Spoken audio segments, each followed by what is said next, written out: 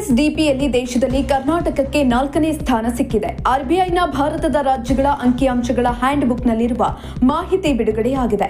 2024-25ರಲ್ಲಿ ಕರ್ನಾಟಕದ ಜಿಎಸ್ಡಿಪಿ ಬರೋಬ್ಬರಿ 28.83 ಲಕ್ಷ ಕೋಟಿ ರೂಪಾಯಿ ಆಗಿದೆ. ಮಹಾರಾಷ್ಟ್ರ, ತಮಿಳುನಾಡು, ಉತ್ತರ ಪ್ರದೇಶ, ಕರ್ನಾಟಕ, ಗುಜರಾತ್ಗೆ ಟಾಪ್ 5 ಸ್ಥಾನ ಸಿಕ್ಕಿದೆ.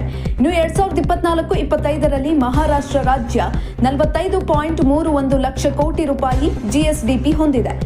ಇನ್ನು ತಮಿಳುನಾಡು 31.18 ಲಕ್ಷ ಕೋಟಿ ರೂಪಾಯಿ ಜಿಎಸ್ಡಿಪಿ ಆಗಿದೆ. ಉತ್ತರ ಪ್ರದೇಶ ರಾಜ್ಯ 2024-25ರಲ್ಲಿ 29.78 ಲಕ್ಷ ಕೋಟಿ ರೂಪಾಯಿ ಜಿಎಸ್ಡಿಪಿಯನ್ನ ಹೊಂದಿದೆ.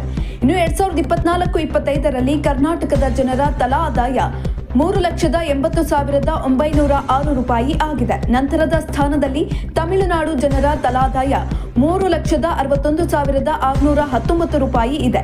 ಇನ್ನು ಜಿಎಸ್ಡಿಪಿ ಬೆಳವಣಿಗೆ ದರದಲ್ಲಿ ಕರ್ನಾಟಕಕ್ಕೆ ದೇಶದಲ್ಲಿ 4ನೇ ಸ್ಥಾನ ಸಿಕ್ಕಿದೆ.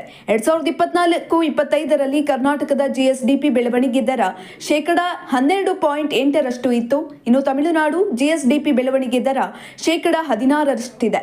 ಉತ್ತರ ಪ್ರದೇಶದ ಜಿಎಸ್ಡಿಪಿ ಬೆಳವಣಿಗೆ ದರ 12.7%. ಇಂತಹ ಇನ್ನಷ್ಟು ವಿಡಿಯೋಗಳಿಗಾಗಿ ಲೈಕ್ ಮಾಡಿ, ಫಾಲೋ ಮಾಡಿ, ಶೇರ್ ಮಾಡಿ.